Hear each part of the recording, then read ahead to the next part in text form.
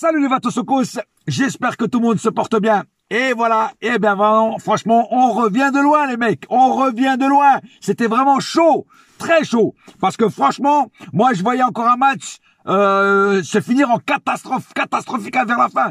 Tu vois, de la deuxième mi-temps, franchement, un truc hallucinant quoi. Alors, première mi-temps, franchement, on a géré, on a dominé, on les a baladés et franchement, c'était du grand art parce que ils pouvaient pas manœuvrer. On les a vraiment considérés comme des marionnettes, on va dire ça comme ça, tu vois. Parce qu'en fait, on a étouffé les canaris dans l'œuf. Ils ont pas réussi à bouger, ils ont pas réussi à truc et ils peuvent remercier leur gardien qui pour moi était le meilleur joueur nantais sur le terrain. Le gardien nantais, franchement, il a arrêté de ses tirs, c'est un truc de malade. Il a fait de ses arrêts, c'est un truc de malade. Donc bravo à lui, hein. Franchement, ce qui nous a vraiment causé des problèmes. Donc première mi-temps, j'irai les doigts dans le nez, je dirais. Et par contre, deuxième mi-temps, voilà, on peut pas dire on peut pas dire la même chose. Deuxième mi-temps, catastrophique. Alors surtout après quand on se prend le but et le but franchement il est mérité hein. Enfin il est mérité. Il est comment dire la balle a bien passé la ligne hein. Là on voit bien il y a pas de problème. Petite erreur de Sergio Rico qui rentre dans les cages avec pour défendre. En général, quand un gardien fait ça, en général, il se prend un but, tu vois, parce qu'il a tendance à la choper et à la ramener vers lui. Donc, quand il la ramène un peu vers lui, ça passe la ligne. Donc, sur cette action-là, c'était pas vraiment le cas. Mais, voilà, quand t'es trop dans les cages, c'est pas bon signe. Après, voilà. Après, Sergio Rico, d'ailleurs, je peux déjà en parler. Il a fait quelques beaux arrêts, mais je vais revenir après au cas par cas. Mais là, il y en a eu un moment de flottement quand Keylor Navas est sorti. J'en parlerai aussi de cette sortie hasardeuse de Keylor Navas. Là, le match a complètement changé. On a passé à 10 et franchement, là, Nantes en a un peu profité, ce qui est normal, ce qui est tout à fait normal. Mais on a eu, comment dire, des moments de flottement. C'est-à-dire que pendant un moment, on a été en galère en défense. Et c'est là qu'on s'est pris le but. Et là, je voyais la catastrophe finir. Voilà, je voyais le Boeing 747 se cratcher complètement. Mais on a bien réagi. Et surtout après, il faut le dire, le très très beau but contre son camp du joueur nantais qui a trompé son gardien. Franchement, je crois même c'est même le plus beau but de la soirée. Peut-être pas avec celui-là de Messi, mais sinon, franchement, le but, il est magnifique. D'habitude, les buts contre son camp, c'est plus vers la ligne. Mais là, celui-là, il est magnifique. Franchement, il a vraiment pris, dans la lucarne. Le gardien n'a pas pu faire grand-chose sur ça. Après, le but de Messi est venu, les clouer au sol. Voilà. S'ils avaient encore une petite espérance de revenir au score là, avec le but de Messi, c'était fini pour eux. Et vers les 10 dernières minutes de la fin, on est revenu à notre niveau et on les a encore une fois étouffés dans les 10 dernières minutes. Et mais c'était vraiment un match à rebondissement, un match où on est passé partout, par la joie, par la colère, et on a retrouvé la joie heureusement. Et on finit avec le score de 3-1. Moi j'avais prévu, c'est pour ça que je donne pas de pronostic, moi j'avais prévu un 2-0 et mais voilà, donc c'est l'importance, c'est d'avoir su se retourner et faire ce score-là. Voilà. Alors, je vais passer aux statistiques du match. Alors, 14 tirs du côté PSG, 12 du côté nantais, 7 tirs cadrés du côté PSG, 6 du côté nantais. Alors, tu vois, pour une fois, on a eu plus de tirs cadrés cette fois-ci. Voilà, ça fait plaisir de revoir quand même 7 tirs cadrés, c'est quand même pas mal dans un match. Bon, on peut faire mieux, largement, mais c'est quand même déjà pas mal. 67% de possession de balle, 30 du côté PSG, 33 du côté nantais. Donc voilà, c'est là qu'on les a un petit peu dominés. On aurait pu avoir plus de possession de balle, mais c'est à cause du flottement qu'il y a eu en deuxième mi-temps. 770 passes du côté PSG, 379 du côté nantais. D'ailleurs, justement, en première mi-temps, le jeu que le PSG proposait, moi, il me plaisait énormément. C'était un jeu fluide, c'était un jeu limpide. Tu vois, on faisait les 1-2, voilà, il y avait pratiquement pas d'échecs techniques, de très bonnes passes faites de la part de nos joueurs, chose qu'en deuxième mi-temps, ça a été plutôt catastrophique. Voilà. Précision de passe 92% du côté PSG, 88 du côté nantais. Donc tu vois, là c'était ce que je viens de dire. Faute 8 du côté PSG, 12 du côté nantais. Un carton jaune du côté PSG 2 du côté nantais, un carton rouge évidemment du côté PSG, 0 du côté nantais, 6 hors-jeu du côté PSG, donc un peu trop de hors-jeu à mon goût, et 1 du côté nantais, et enfin 4 corners du côté PSG et 3 corners du côté nantais. Voilà, donc un match avec des hauts et des bas, comme je disais tout à l'heure, mais on a su quand même réagir à temps et clouer et sceller le score et sceller la capacité des Nantais. Et ça, c'est une très bonne réaction, une action très positive, une réaction très positive du côté de nos joueurs, du côté du Paris Saint-Germain. Ça, j'ai apprécié. Voilà. Après, il y a eu ce moment de flottement où j'ai moins apprécié, mais ça, voilà, dans un match de foot, ça peut arriver, voilà. En tout cas, quelque part, on se rassure pour le prochain match, voilà.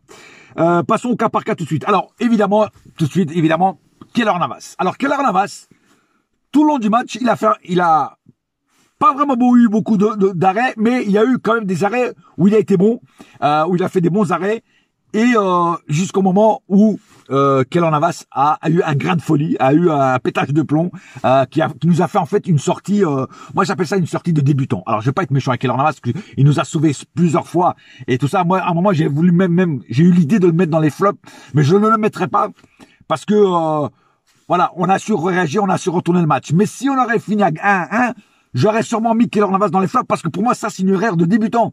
Voilà, alors oui, il y a un grain de folie, oui, tout ça, mais Keylor Navas, tu sais très bien, en faisant ce genre de sortie hasardeuse, tu sais qu'il y a deux solutions. Ou tu ne touches pas le joueur et le joueur tire de loin et marque le but, donc ça nous aurait coûté un but, ou alors ça arrive ce que tu as fait, c'est-à-dire tu touches le joueur, tu détruis le joueur et là tu es sûr de te prendre un carton rouge. Donc pour moi c'est une erreur de débutant.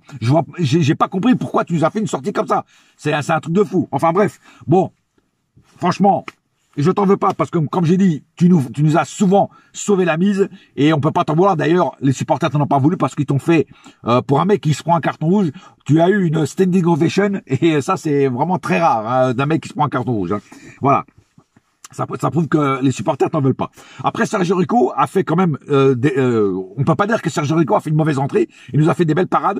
Bon, il s'est pris ce petit but, voilà, ça arrive, voilà. Mais bon, après, c'est sûr, Sergio Rico, comment tu veux aussi lui en vouloir? Le mec, il joue pratiquement jamais. Là, il sort, il a froid. Le mec, il a même pas le temps de s'échauffer. Il fait peut-être 30 secondes d'échauffement. Il s'habille, tout ça, puis parce qu'il était pas prévu rentrer. Tu vois ce que je veux dire? Voilà. Donc, on peut pas trop lui en vouloir non plus à Sergio Rico de s'être pris ce but-là.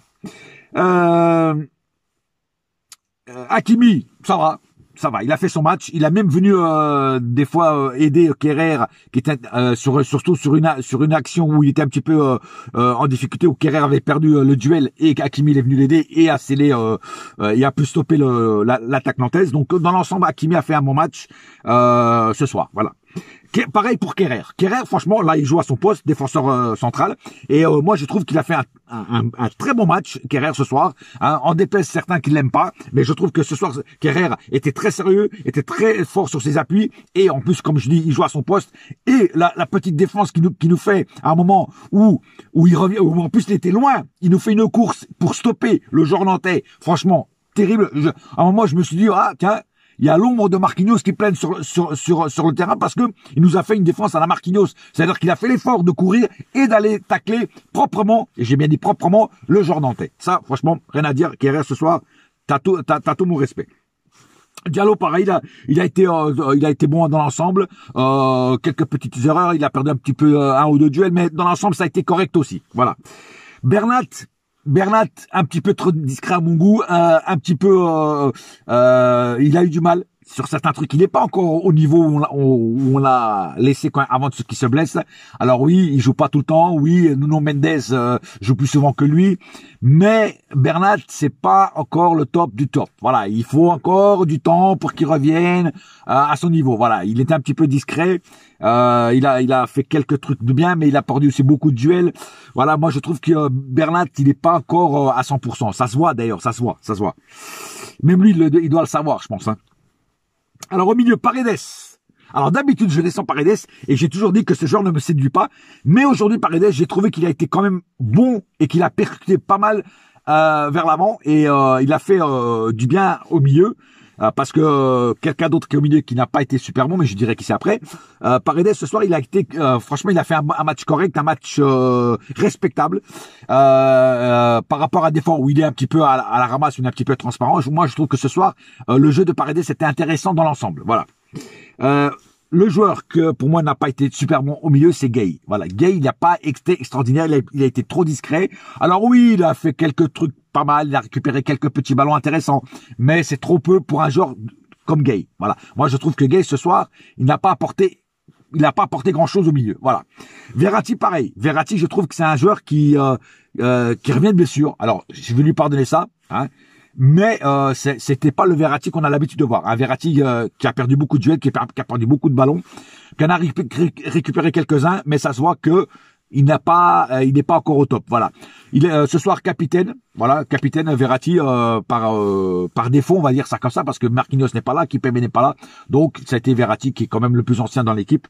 Donc c'était normal que le brassard lui revienne. Même si Verratti a une grande gueule, mais ce soir il n'a pas été une grande gueule. Par contre, il s'est pris encore son petit carton jaune. Voilà, mais ça fait partie du personnage, hein, on va dire ça comme ça.